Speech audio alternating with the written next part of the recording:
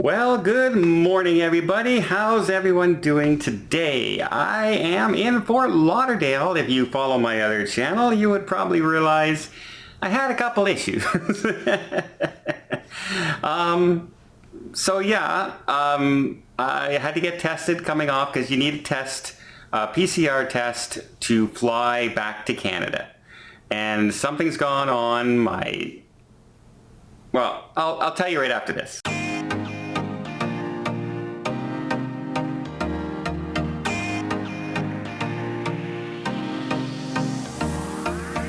So yeah, my test results have kind of disappeared. I still haven't gotten them. They couldn't find them.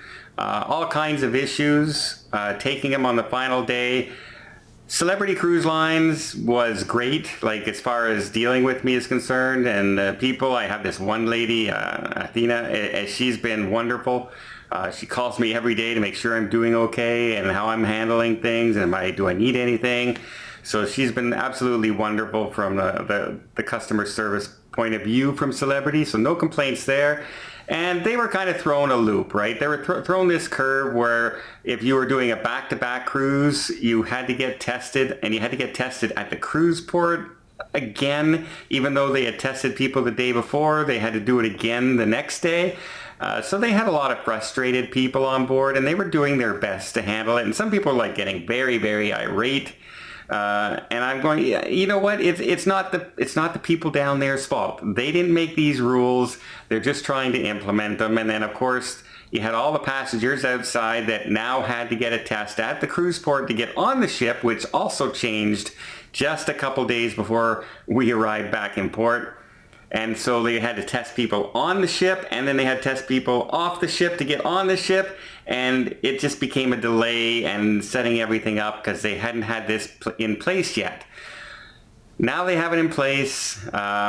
Unfortunately for them, there was also two ships in port yesterday. The Odyssey of the Seas was there, and you had to have your tests there as well. So it kind of doubled up things for the staff as far as the testing procedures went. For the cruise lines, but all in all, you know, the cruise ended up leaving for Celebrity, left a couple hours later than I think they were scheduled. I think normally they would be pulling out around 5:30. I saw them pulling out at 7:30. Overall, the worst thing was that everyone was waiting outside in the sun, and a lot of people weren't happy with that. But again, it really isn't. The cruise line for the next cruise will be more prepared and know the procedures better, and will be able to catch up on what they did right, what they did wrong, etc., etc. So that's not a big deal. There will be some people who slip through the cracks. I happen to be one of them, where they just could not find my test, even when we contacted the people who took the test and things like that. So yeah, and they misplaced my name on that list numerous times. So it became a little bit of an adventure. But like I said, they've been treating me nicely. I'm back at the hotel that I stayed at on the way here, my pre-night hotel.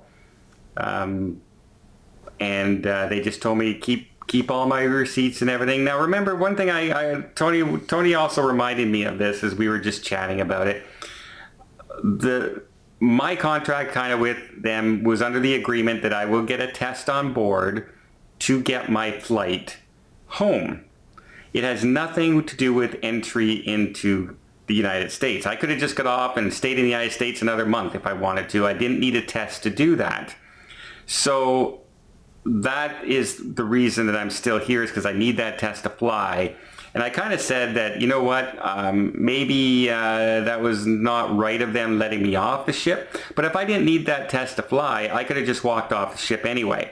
So because there's no requirement for me to test getting off. And that's directly from the CDC as of right now. Will that happen in the past, that everyone has to get a test coming off because a lot of cruise ships in Europe have to do that? That's a high possibility. But yeah, I just, I started thinking to myself, should they let me off? But then, yeah, I could have got off anyway without a test result if I was just staying in Florida or traveling around the U.S. for another year if I wanted to. If I had a house here in Florida for 6 months of the year, I would not have needed a test to get off the cruise. So, yeah, I can see that this is more of a courtesy to me now, because I needed that test to fly than requirement to get off the cruise ship.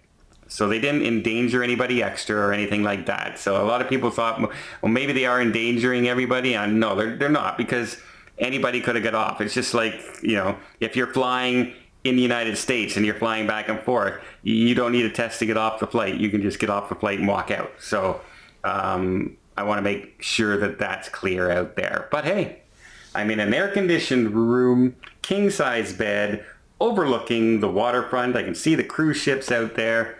I'm doing well. I just went and got my COVID test for my flight.